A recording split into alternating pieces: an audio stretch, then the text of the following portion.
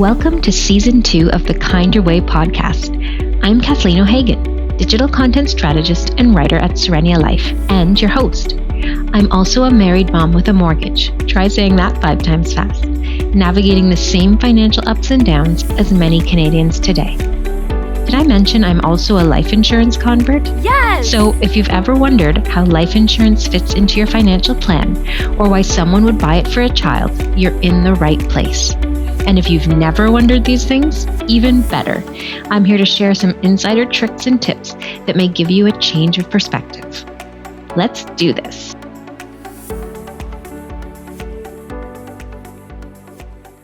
So, this may be a very unpopular opinion, but with everything I now know about life insurance, to me, it signifies more of a commitment and a stronger, deeper love than a diamond ring.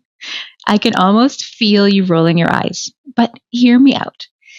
If you and your partner are in a committed, loving relationship, wouldn't you want to make sure they were taken care of if you were to pass away unexpectedly? And by taken care of, I mean the bills still get paid, the lights stay on, groceries get bought. Your partner doesn't have to make panicked financial decisions while they're grieving.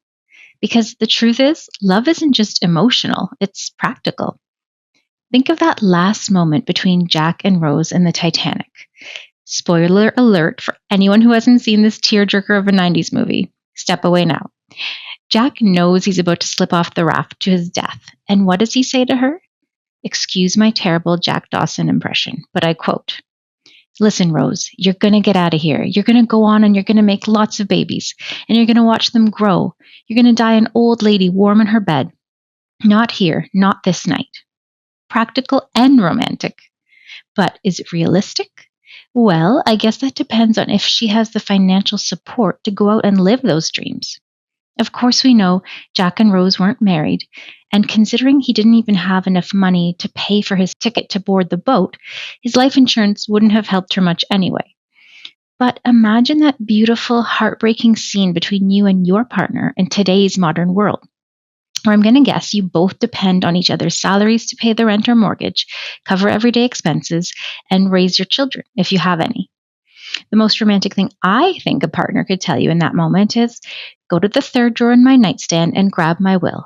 Call my advisor and let them know I've passed away so that you can claim the money and not have to worry about selling the house and moving the kids out of the home and neighborhood we all love. This, my friends, is romance after marriage. But seriously, if that's not forever, I don't know what is.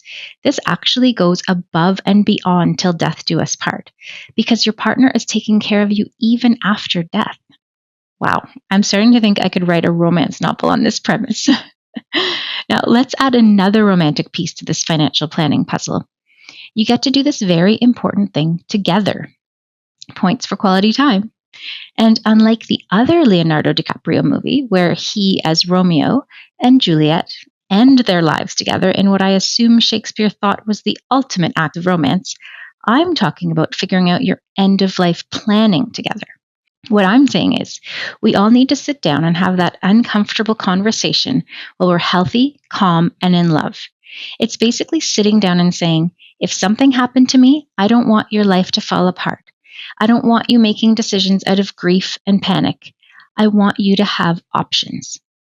The way I see it, when couples plan this side by side, they're not just protecting their finances, they're protecting the life they built together. Having financial support in place means being able to take the time you need to grieve without making panicked decisions like selling your home. It means staying where your memories live, in the home you raised your children in, with the kids in the same school and neighborhood, because you can afford to. I challenge you to tell me in the comments, if you'd like, what's more romantic than saying to your partner, I'm thinking about your future, even in a world where I'm not in it. Because honestly, to me, that's a deeper promise than flowers, jewelry, or a single big day. That's choosing each other in the long term with a whole lot of love. I wonder if most of us avoid these conversations because they feel awkward, too heavy, or like we're somehow tempting fate by talking about them out loud. I would argue that planning for the what ifs isn't inviting bad luck. Instead, it's saying, I love our life. I love what we've built. And I don't want one terrible day to undo all of it. I think it's time for a change of mindset when it comes to life insurance.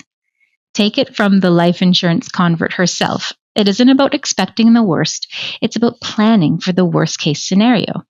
It's about making sure grief doesn't come with an eviction notice at the exact moment someone is just trying to get through the day without the one they love by their side. And seriously, I get it if you haven't had this conversation yet. It's certainly not one that comes up over dinner. It happens because two people decide to sit down one day, probably with coffee or wine, and say, okay, let's talk about the uncomfortable stuff because we love each other enough to. And no, it's not sexy. There's no proposal story here, no Instagram post or sparkly box, but there is something incredibly intimate about it because you're trusting your partner enough to have one of the hardest conversations.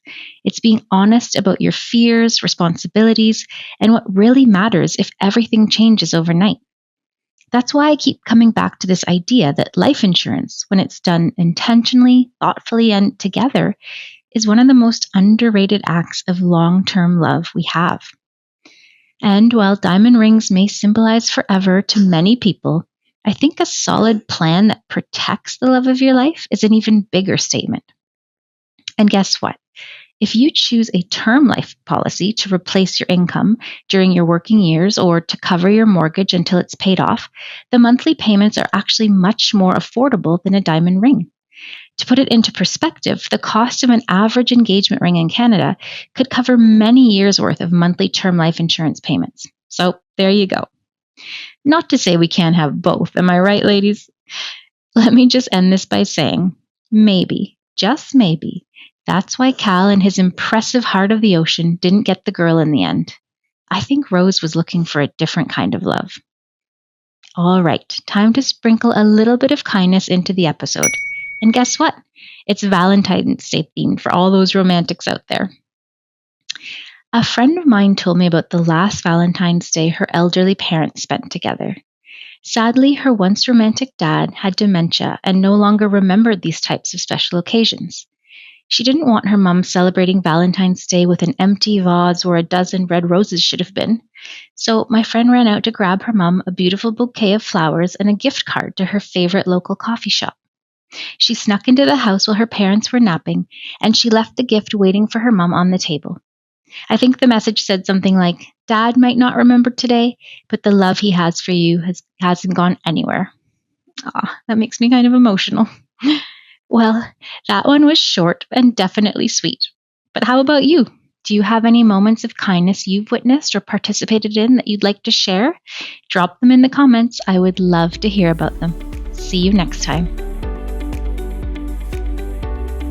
This episode was written and hosted by me, Kathleen O'Hagan.